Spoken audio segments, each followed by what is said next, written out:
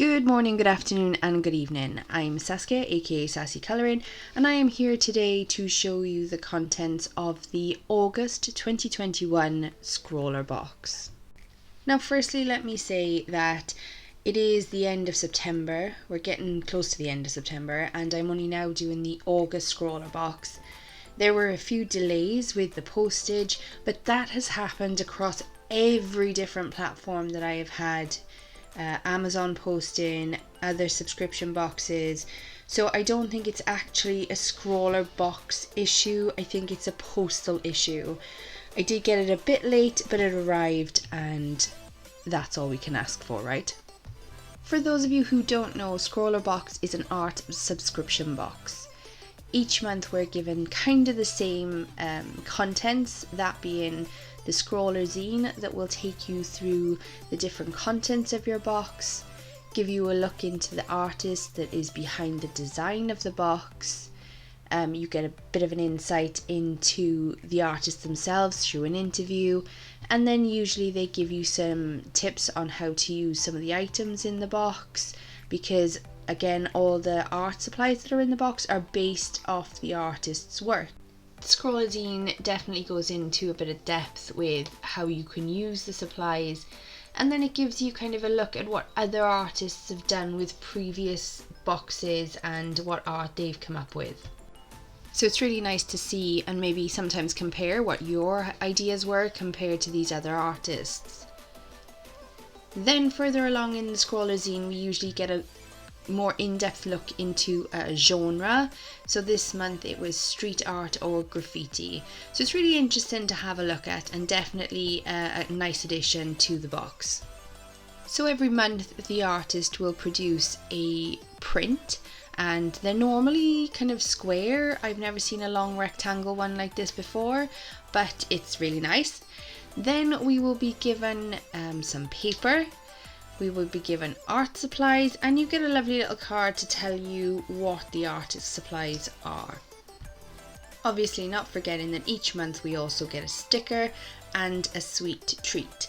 Now the stickers are fantastic. They are kind of based again off the artist of the month, but they're really nice to collect and I'm starting to get a really nice collection of them. I don't know what to do with them yet, but I will find something. So as you can see, the card each month will give you a Scrawler challenge, and that's what I've been trying to kind of work with to produce a piece of art every time I get my box. And this month it says digital dystopia. Now I'm not going to lie, I did have to Google what digital dystopia is and I still don't really know. But let's talk about the art and the supplies and then we can come back to my literacy maybe later. The paper that we have been given this month is DALER, Daler Rowney, I'm not going to pronounce that right properly, but mixed media art box, and there's 3 in a pack. So they're durable, perfect for all art techniques. They're great for almost any medium, including pencil, ink, pastel, charcoal, loads of different stuff, wet and dry techniques. And they think that they've given us this because the markers that you're seeing here, they are Molotow One for All acrylic twin. So it says these highly opaque and UV resistant acrylic markers can be used on nearly all surfaces, including canvas, fabric, glass, wood and more. So with these markers, nothing is impossible. The paint is water-based, non-toxic and can even be mixed. Oh, that's nice. They're quick drying, permanent and waterproof once dry. Nice. So acrylic markers, we got them in the colour green, blue and black. Excuse the dog trying to make noise in the background. And also, side note, I massively apologise for the quality of this microphone. It's new, but it is shocking. As you can see, the markers come with both a number and a colour. So I suppose this is if you were collecting them one by one, which many people do. As individuals, you have the number to reference back and the colour. So we have shock blue, we have Signal Black, and we have Lagoon Blue. So the one that looks like green is a Lagoon Blue. Next we have the Derwent colour line marker. Now you could have received this in 3 different colours. It could have been yellow, red, or it looks like a pinky colour. I got mine in red and it is the size 0.3. What you're looking at now is the ZIG, Z-I-G, vellum twin marker. So it's dual tipped, 0.5mm one side and 1.2mm the other. Waterproof, high quality, water-based, light fast, odorless ink.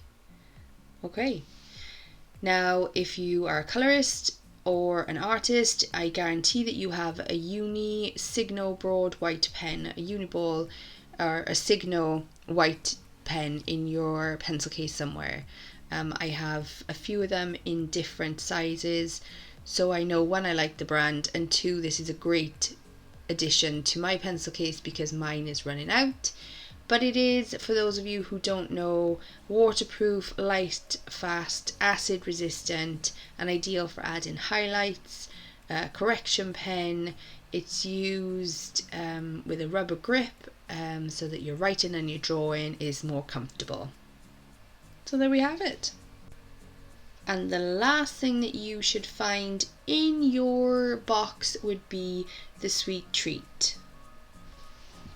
And this month we have a toffee made by Walker's Nonsuch, who are supposed to be the oldest traditional sweet makers in the UK. And these milk chocolate covered toffees are a true retro classic. However, as you can see, mine came opened, so it doesn't look like the paper kind of fits that gap. So that to me is a big no-no. If something comes and it's opened, nope, in the bin. Don't take your chances. Okay, so using the content of the ScrawlrBox and hopefully nothing else, I'm going to try and create something for you. I'm not sure what yet. The first thing I said was that the prompt was digital dystopia.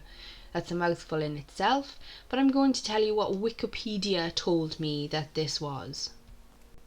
So it defines digital dystopia as an alternate future in which digitized technologies have caused major societal disruption in work, experience, and communication. It refers to narratives of technologies influencing social, economic, and political structures, and its diverse set of components include virtual reality, artificial intelligence, and yeah, the rest of it is just as confusing. So I googled some images and they seem to be very robotic, a very Matrix style. So I think that's what I'm going to kind of go with. I'm going to test out the pens first to see what I think of them, how I can use them, and then I'm going to just maybe draw something a bit robotic, a Matrix. The Matrix kind of inspired us all with our art at some point. Those kind of colours work really well with the colours that are in the box, because if you think of the Matrix, it was like that black background with all the, I think either blue or green numbers coming down. So I'm going to go along that kind of line. That being said, I will speed up the video times 4 so you can kind of see the process that I go through, and then I will tell you what I think of everything at the end. Enjoy!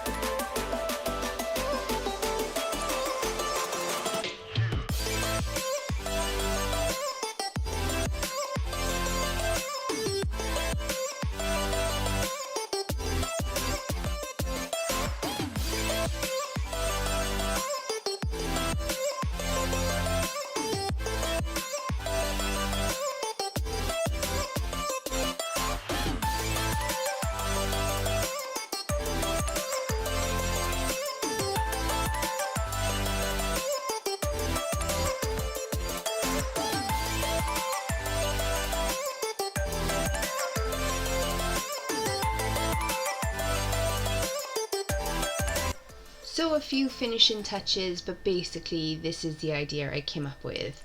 It was based on another artist's work. She was kind of like this space creature. I could not find the name of the artist. What do I think of the products? Look, it was fun to use them. It was definitely something outside of my comfort zone. One, the challenge title or the prompt, nothing like what I would normally draw. Two, trying to get a wide range of different colours and to make it look kind of different with these just 3 colours when I'd kind of done the whole background in black, so I kind of only had the green and the blue and a bit of the red to use, and I didn't want to overuse the red because I wanted it to stand out in the pieces that I did use. I would compare the One for All markers a bit to Posca acrylic paint markers, but because of the 2 different tips on them, they're a lot more versatile, because you have the really kind of fine bullet nib and then you have that really wide kind of nib at the other end, so it was easy to do the background. There were kind of a few scratchy moments where the black didn't want to work as well. Sorry, that was my chair. The paper took all the mediums really well. Obviously, as I've said before, the white Signo pen, I love the Signo pens. I think they're like one of the best quality white pens you can get out there. We know that Derwent make really good quality fine liners, and that was the red that I used, again in a 0.3, so it was a really nice thickness, not too thin but not too thick that it took over. So the Zig pen the puppy's just had his nails cut, but still when he runs across the floor all you can hear is a tick tick tick tick tick. The Zig pen, that was, it says writer for vellum, so it's acid free, meant for vellum, but I don't actually have any, so I couldn't try it out on that, but I did use it to line some of the things on the page and it worked really well on this card. Is a bit like exactly that card. It's got a really nice surface, it's not too rough but it's not too kind of I want to say soft, but that's not the word I'm looking for, smooth or shiny. I hope you understand what I'm talking about. Another great box by ScrawlrBox, another kind of few different things that I definitely would already know that I want, i.e. the Signo pen and the fine liner, but then other things like these markers, the acrylic markers, that I would definitely use or collect more of. Well, that is it from me from the August edition of ScrawlrBox. I hope that I'll get my September one nice and early so that I can come back with another one. And I do really enjoy the kind of pushing me out of my comfort zone that it does make me do once a month. That's it from me. Thank you for watching. Thank you for all your interaction and support. As always, stay safe and please stay sassy.